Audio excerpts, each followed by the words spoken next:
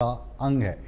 आइए अब रुक करते हैं बीबी बत्रा साहब का, जो हमारे साथ लाइव जुड़े हैं बड़ी बहस में। बत्रा साहब, आज काफ़ी खुश आप दिखाई दे रहे हैं, मुस्कुराते हुए दिखाई दे रहे हैं। लग रहा है जैसे मन की मुराद पूरी होगी, 1 महीने पहले ही हो गई। तो इस मुस्कुराहट का, इस कॉन्फिडेंस का राज थोड़ा समझता हूँ, थोड़ा आप समझा दीजिए। नहीं, ऐसी कोई बात नहीं है। कांग्रेस चुनाव के लिए तैयार है। पार्लियामेंट का चुनाव भी वर्कर्स ने बड़े दिल से लड़ा और जहां पर भारतीय जनता पार्टी 1 सीट या 2 सीट की बात करती थी, हमने 5 सीट जीती और 46 हमने असेंबली सेगमेंट में और 46.7% हमने वोट प्राप्त किए। और हम बड़ी जल्दी ही टिकटों का डिक्लेरेशन करेगी पार्टी जी, और विनेबिलिटी सिर्फ क्राइटेरिया होगा। जी, अभी आपसे पहले आपके मित्र रामविलास शर्मा हमारे साथ जुड़े हुए थे। हम जानते हैं आप दोनों आपस में काफ़ी अच्छे दोस्त हैं। राजनीतिक जो आप कहें वो मतभेद हो सकते हैं। वो कह रहे हैं कि कांग्रेस एक ऐसी पार्टी है जो इतने सालों में एक संगठन नहीं बना पाई। कांग्रेस में अभी तक ये तय नहीं हो पाया कि मुख्यमंत्री का जो उम्मीदवार है वो कौन होगा, किसके नाम से चुनाव लड़ा जाएगा। तो ये जो सारी चीज़ें हैं, ये चाहे भारतीय जनता पार्टी हो, इनेलो हो, जजपा हो, ये सवाल आप पे उठाए जा रहे हैं कि ठीक है, बारात तो निकाल दी हमने, बारात का दूल्हा कौन होगा। तो ये तय क्यों नहीं हो पा रहा है? ऐसे है कि कांग्रेस में हमेशा ही एक विचारधारा रही है कि पार्टी हाईकमान का भी जी, पार्टी के हाईकमान का इंटरफेस भी रहता है और साथ में जो चुने हुए एमएलए आते हैं वो फैसला करते हैं कि चीफ मिनिस्टर कौन होगा। और उसमें थोड़ा सा ये है कि आज सबसे ज्यादा संघर्ष इस स्थिति पे पहुंचाने के लिए अगर किया है तो चौधरी भूपेंद्र सिंह ने किया है। आपको पुराना भी याद होगा पहले आप जो हरियाणा के पढ़े लिखे नेता हैं उनमें से एक हो। आप भी जानते हैं कि हाईकमान कहाँ पे मोहर लगाता है, उसमें जो चुने हुए विधायक हैं वो कितना रोल अदा करते हैं, अनलेस कि धमकी भरे अंदाज में ना आ जाए कोई आदमी।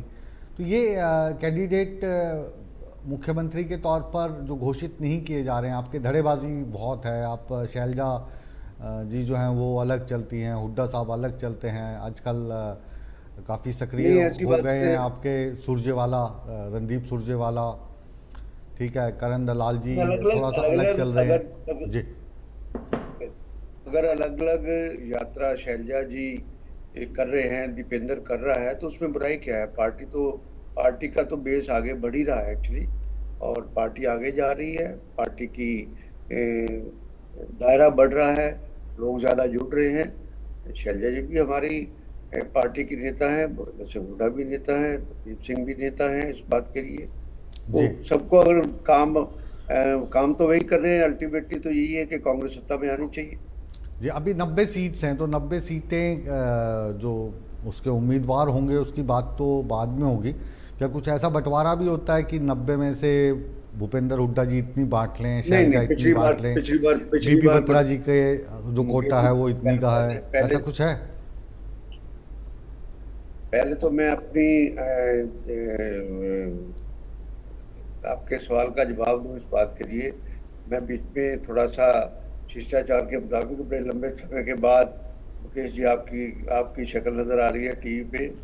आप मेरे अच्छे मित्र रहे हैं जी, जी, इसलिए मैं आपको नमस्कार भी करना उस टाइम एकदम। मैं तो आपको पहले दोनों हाथ जोड़ के नमस्कार किया था और अब एक बार फिर से करता हूँ।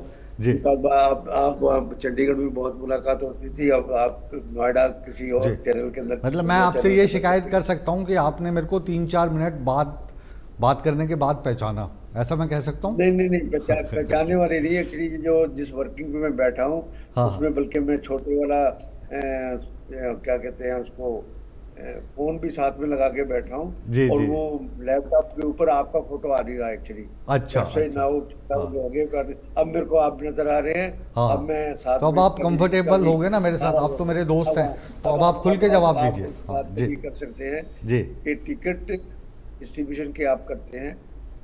पिछली बार का एक्सपेरिमेंट किसी के लिए भी अच्छा नहीं रहा था, जो टिकटों का बंटवारा किया गया था कि इसके कोटे में इतना दे दो, इतना दे दो। इस बार सब पार्टी के नेताओं का ये मत है कि winnability is the criteria, the only criteria, that तो कोई उसको कोई डिसाइड किस कौन करेगा, उसको डिसाइड क्या कौन करेगा? क्योंकि इस वक्त जो कांग्रेस के लोग डिसाइड तो हैं, एक बत्रा स्टीयरिंग साहब, इस वक्त कमेटी जो है, कांग्रेस के हाईकमांड लोग है, हैं उनमें कांग्रेस इलेक्शन कॉन्फिडेंस होना कमेटी बहुत है, वो ज़रूरी है डिसाइड किसी भी। करेगी। हाँ एक सेकंड, उन जो कॉन्फिडेंस होना बहुत ज़रूरी है कांग्रेस पार्टी के हर एक कार्यकर्ता में, हर एक नेता में। लेकिन अभी जितने भी कांग्रेस के नेताओं से मिलते हैं, कार्यकर्ताओं से मिलते हैं, वो चुनाव से पहले ही चुनाव जीत चुके हैं, मतलब ओवर कॉन्फिडेंट हो चुके हैं। तो ओवर नहीं, कॉन्फिडेंट और होना तो ठीक कॉन्फिडेंट नहीं है। नहीं है, और कॉन्फिडेंट होना भी नहीं चाहिए। चुनाव चुनाव होता है, हम पूरा तैयार है, पूरा संघर्ष करेंगे, पूरा मुकाबला करेंगे। हमको हल्के में भारतीय जनता पार्टी को नहीं लेना चाहिए। भारतीय जनता पार्टी अंदर से अभी जो चुनाव का एकदम डिक्लेरेशन किया, इसके पीछे भी भारतीय जनता पार्टी की क्या मंशा है, क्या मंशा नहीं है, ये भी अब देखने को मिलेगा। इस बात के लिए कि 15 दिन या 20 दिन में से तो एडवांस में चुनाव चुनाव किया है, बट चीफ मिनिस्टर खुद ही बयान दे रहे थे, बड़े जोर जोर से बयान दे रहे थे, और उनको 3-4 दिन हो गए इस बात के लिए डिक्लेयर करते हुए कि चुनाव समय पे होगा, 2.5 महीने रहते हैं। आज मॉर्निंग में भी प्रेस कॉन्फ्रेंस में कर रहे थे। ये कुछ है, या तो लगता है कि डेट डिक्लेयर करने से पहले चीफ मिनिस्टर को कंसल्ट नहीं किया गया, या उन्हें जी, इसको आप दूसरे तरीके से भी ले लीजिए ना, कि आप बार बार आरोप लगा देते हैं कि ईडी है, सीबीआई है, इलेक्शन कमीशन है, ये सरकार के इशारों पे नाचता है। तो सरकार को ही नहीं पता कि आज चुनाव की घोषणा हो जाएगी, मुख्यमंत्री को ही नहीं पता। तो ये तो अच्छी बात है, उनको भी नहीं पता था, वो भी सुबह तक बहुत कॉन्फिडेंट थे, नहीं नहीं अभी नहीं होंगे, बल्कि नवंबर की 3 तारीख से भी थोड़ा आगे खिसक सकते हैं, ऐसे बयानात आ रहे थे, या चुनाव समय पर ही होंगे, ये बयान वो दे रहे थे। नहीं, ऐसी बात नहीं है। बात तो ये है कि सेंट्रल गवर्नमेंट को तो अवश्य ही पता होगा, होम मिनिस्टर को भी पता होगा इस बात के लिए कि जो चुनाव कब हो रहे हैं, कैसे हो रहे हैं। ये तो मुख्यमंत्री को नहीं पता, या उनको कॉन्फिडेंस में, या वो अपनी बात को छुपाने के लिए कर रहे थे इस बात के लिए।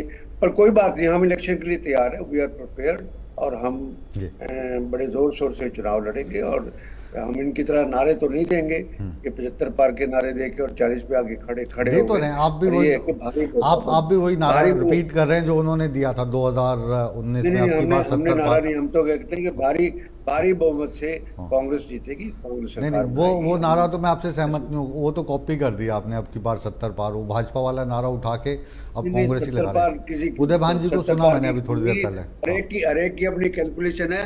वो तो इस पार्टी का नारा था, हमारी पार्टी का नारा नहीं है। हमारा पार्टी का नारा है कि हम भारी बहुमत से इस चुनाव को जीतेंगे जी, और हम कॉन्फिडेंट है। चलिए, आप कांग्रेस के रणनीतिकार हैं और आप ये वाली लाइन बोल रहे हैं, तो इसके मायने बहुत हैं।